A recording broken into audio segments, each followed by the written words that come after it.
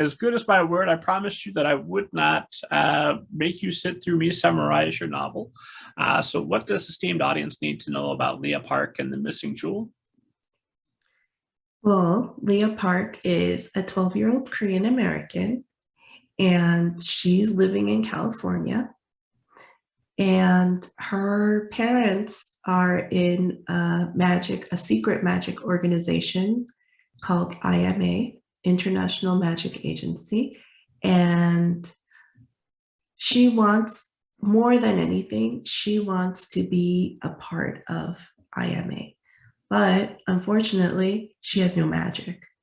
And so she decides that in order to belong, she will forget about this magic thing because she has no magic. She's going to be part of the regular people, like the normal people, and she'll just be the popular girl there, the most popular girl, and join that crowd because then, you know, in her mind, she'll feel like she belongs somewhere. And so that's her plan. And she gets an invitation to the birthday party of the most popular girl. Her parents do not let her go. They forbid her from going, but she sneaks out anyways. And she goes. And that just sets off a lot of events that are not good, which start from her house being ransacked, and her parents kidnapped by this evil diviner who wants a dragon's jewel in return for her parents. And so she goes off on a journey to save them.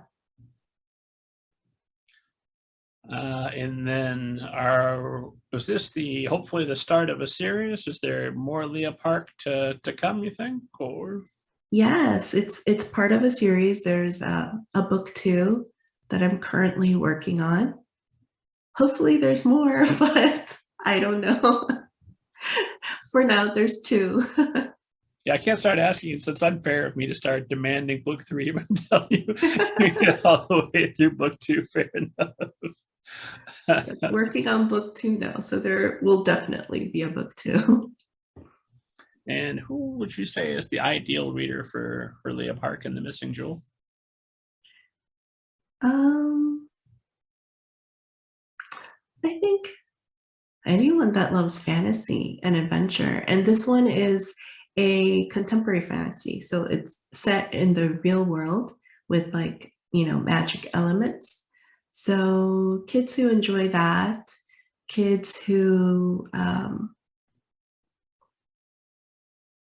like a little bit of history or art in the books, and people who like Korean culture.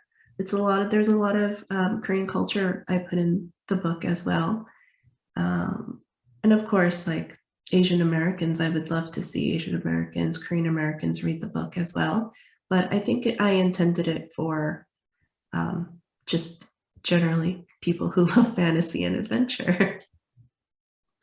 When did you first have the idea? Is this an idea that you carried around in the back of your mind for a long time? Or was it as soon as you had that moment in the Disney store, I'm going to create a character from there on? No, the character I had for a while, it just never really developed into a story. And I think I would say maybe most young kids, they like magic and being a spy or being like something secret, or because like I see my children play and they're all like, I have flower powers, you know. And they like writing things secretly in their notebooks. So I've always been into magic and spies. Like, aside from my dream of being a writer, I always wanted, my secret dream was to be a undercover secret agent spy. And so I think I kind of lived that out vicariously through my character, but those ideas were always in my head about like what kind of character I wanted to create, but it just never really had a story beyond that. Being an author is a little bit like being a spy at times, right? Just because you're observing humanity around you and making mental notes for, oh, that'll work good in the story. Oh, I need to express some version of this when I get away, and I'm going to change all the names and I places where know. this happened. But here's my official report world, right? I know. Put a little bit of that there, a little bit there, so no one will know. Someone asks, "Is this character based on me?" No, only the heroes are based on you. Mhm.